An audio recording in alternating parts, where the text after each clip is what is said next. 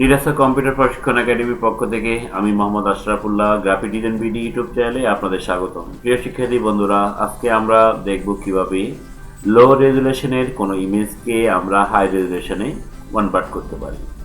অর্থাৎ লো রেজুলেশনের কোনো ইমেজ নিয়ে যদি আমরা কাজ করতে চাই তাহলে সেক্ষেত্রে ছবিটা বড় করার সাথে সাথে ছবিটা ফেটে যায়। কিন্তু সেক্ষেত্রে আমরা যদি এই লো রেজুলেশনের ইমেজটাকে হাই রেজুলেশনে কনভার্ট করে নিই তাহলে আমাদের ছবিটাকে আমরা যতই বড় করি না কেন তার অ্যাকচুয়াল সাইজ বা তার থেকে যদি আমরা বড় করি কখনো সেই ছবিটা ফাটবে না বা ডিসকালার দেখাবে না। চলুন শুরু করা যাক। আমরা ফটোশপ ওপেন করে নিচ্ছি। যে ছবিটাকে নিয়ে আমি কাজ করব সেই ছবিটা ওপেন করে নিচ্ছি। File open.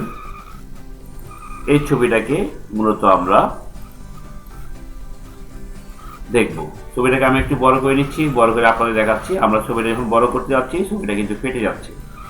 এখন এইটাকে আমরা কিভাবে হাই রেজুলেশনে কনভার্ট করব যাতে বড় করলে যাতে ছবিটা নষ্ট না হয়ে যায় বা ফেটে না যায়। সেই জন্য আমাদের যে কাজটা করতে হবে, আমরা ইমেজে যাব, ইমেজ থেকে যাব ইমেজ সাইজ। ইমেজ সাইজে যাওয়ার পরে এখান থেকে আমরা ইঞ্চিটাকে আমরা পিক্সেল করে নেব। ইঞ্চিটাকে পিক্সেল করে নেওয়ার পরে আমরা এখান থেকে রেজুলেশনটাকে করব 300 এবং হাইটটাকে করব আমরা 3000। হাইটটাকে 3000 করার সাথে সাথে উইথটা কি অটোমেটিক্যালি আমার হাইট অনুযায়ী উইথটা অটোমেটিকলি নিয়ে নেবে, আমাকে কিছুই করতে হবে না।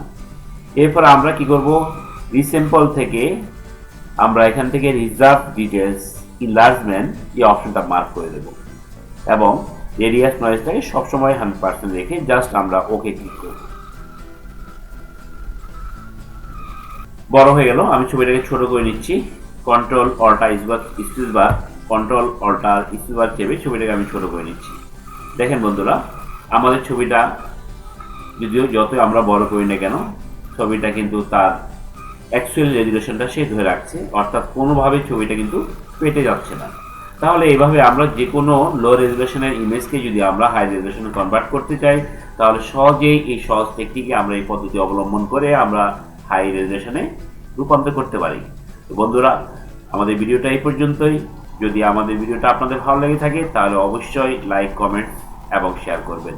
এবং যদি আপনারা আমাদের চ্যানেলটি সাবস্ক্রাইব না করে থাকেন তাহলে অবশ্যই সাবস্ক্রাইব করে পাশে থাকবেন। ধন্যবাদ। আগামী ভিডিও দেখার আমন্ত্রণ জানিয়ে আজকের মতো এখানে শেষ করছি। আল্লাহ হাফেজ। আসসালামু আলাইকুম।